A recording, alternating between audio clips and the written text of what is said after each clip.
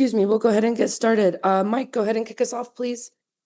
Dakota, I think it would be an understatement to say you're really the face of the PFL. How much significance do you carry within yourself to be on this first event in South Africa and just all that you're doing with the PFL? Yeah, no, I feel really privileged for sure. I mean, outside of not just South Africa alone, but this sport has given me crazy opportunities. I've traveled to quite a few different countries with PFL, and definitely a few states as well. So this is just like obviously another historic event for PFL, but kind of a big milestone for me in my career as well to be co-main event on such a big platform. So I count myself very lucky. Every fight I count myself lucky, but this one is amazing to be a part of for sure. Feels a little bit different.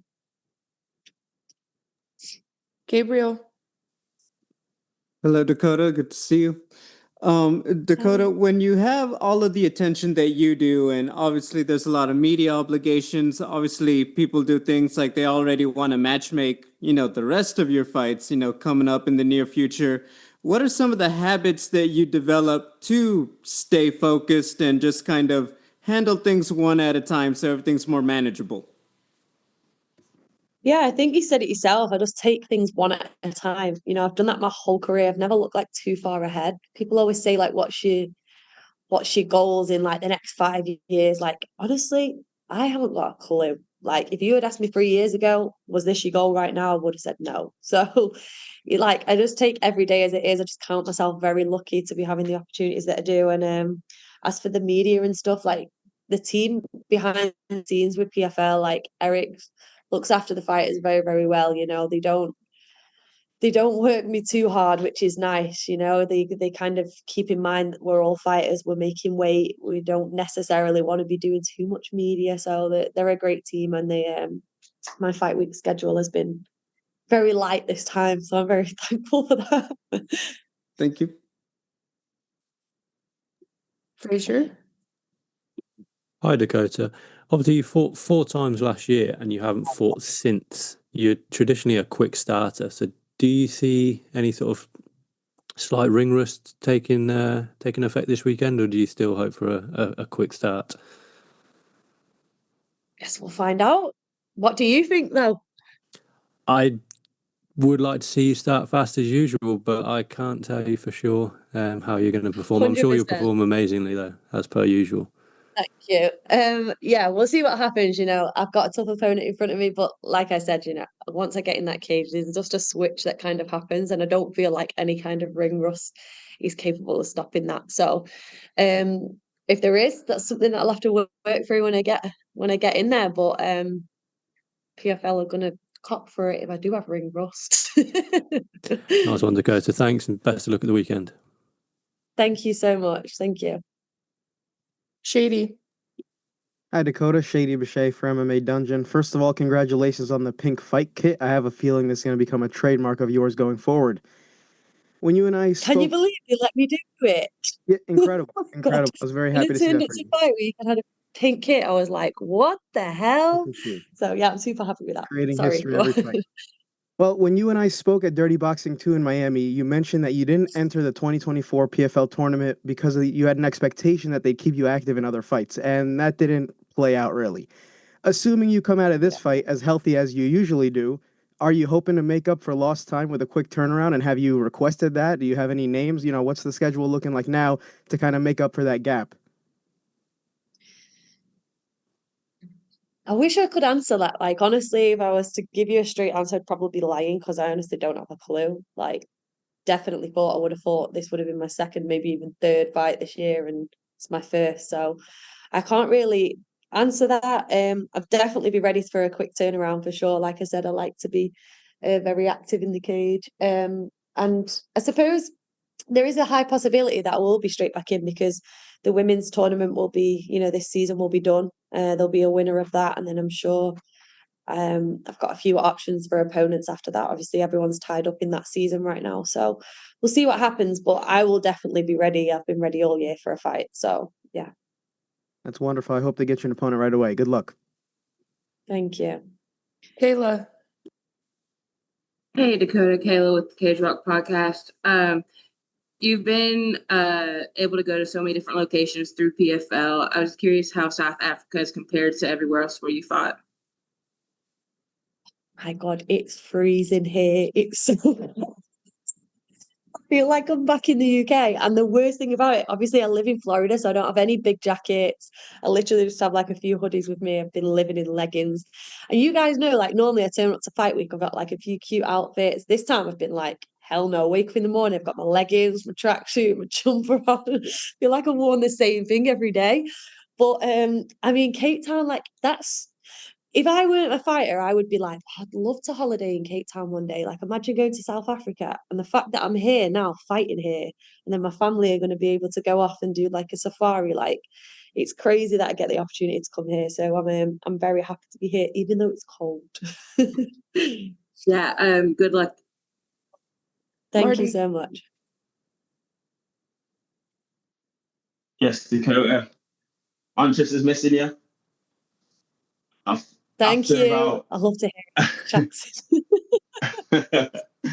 obviously 9 months out, it must be very frustrating for yourself, but obviously co-headlining the Cape Town, the first inaugural PFL Africa event, seems like a reward for you.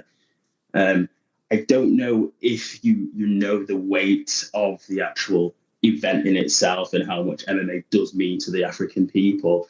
Are you going to take that into the fight and give the Africans a finish like they deserve? Yeah, no, I definitely don't quite understand the way they do how much this means to them. But I mean, I've been out and done a seminar today to one of the gyms that was full of like some amazing women in there, and they were all super excited and just very thankful for the other African athlete that I did it with, and they were just very happy that she was putting South Africa or just Africa in general on the map.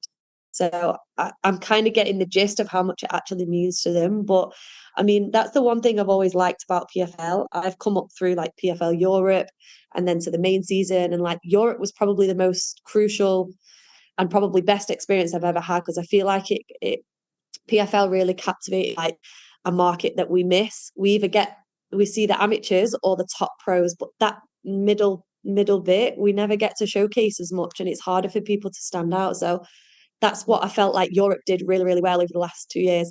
And I feel like now, I think this African PFL Africa will do the same thing. So I'm excited. All the best. Pedro.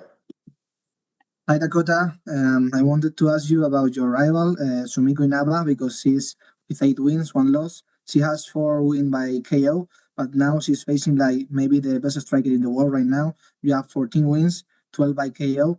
Do you think her strategy will be strike with you, or do you think she's going to try grappling or go to the ground instead of the 4 KOs she has?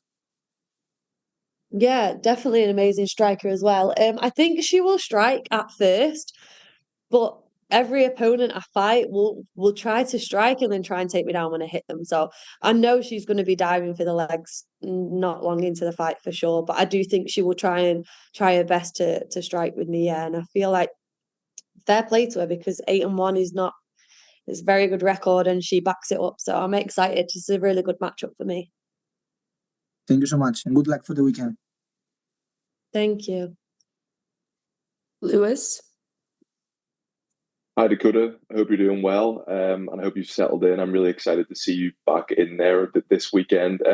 I just wanted to ask you, you spoke a little bit about, leading up to this fight, about staying undefeated and how that's something that you actively think about. Obviously, you'll be 15-0 if you go out there and get the win this weekend, and you spoke about trying to, rubbing shoulders with the likes of Khabib Nurmagomedov, Floyd Mayweather, the kind of goats in the sport who stayed undefeated their entire career with impeccable records.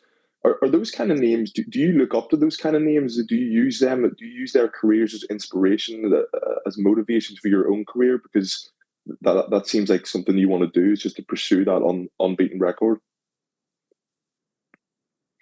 Yeah, I mean, I've probably said it a few times in interviews, but like people say, oh, everyone's going to lose once in their life. Like, I mean, don't get me wrong, I lost in my Thai boxing career. But like, I don't have that mindset of like, oh, I'm going to lose at some point. There's always someone better. Like, why? What? I don't understand people that have that kind of mindset. Like for me, when you enter a competition, if there was a first, second, and third place, you're all going for first. There is no second. Like, why are you satisfied with second or third place?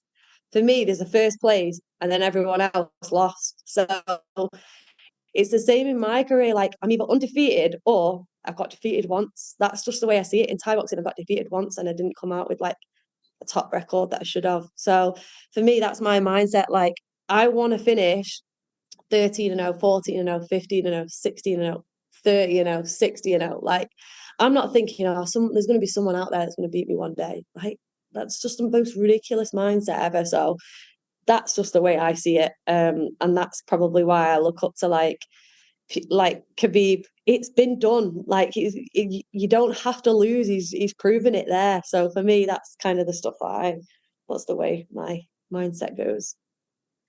Thanks. Eduardo. Hi, Dakota. I know you said you don't like to look too far ahead with your fighting career, but I know most fighters have like a specific goal of a place they'd like to fight. Is there an arena or venue you'd like to fight in? Definitely at the Etihad in Manchester. I'm a big Manchester City fan, so that would be the one place that I want to take it home. I mean, I'm half Bulgarian as well, so I'd love to fight in their capital, Sofia. But obviously, this is a business. We always have to remember it's a business, and our goals. Like, don't know whether they'd make as much money in Bulgaria, but maybe one day I'll make that happen. We'll see. And last one on Zoom, Neil. Hi, Dakota, Neil Jaime for Diario Sport in Spain. 86 of your wins have come by TKO or KO. You finished, I think, 4 of your last 5 fights in the first round. I just wanted to ask you, do you feel that you are at a level where you think that no one can beat you on the stand-up game, especially? Yeah, I feel like my striking is 100% on a different level, but I just don't think it's the striking on its own. It's some fighters come to fight and I don't come to fight. I come to like kill someone. So not many fighters have that mindset and that kind of switch when you get in the cage. And I think that's what makes the difference between champions and fighters. We can all be fighters, but are we all there to kill or not? And I don't think all of us are. Thank you.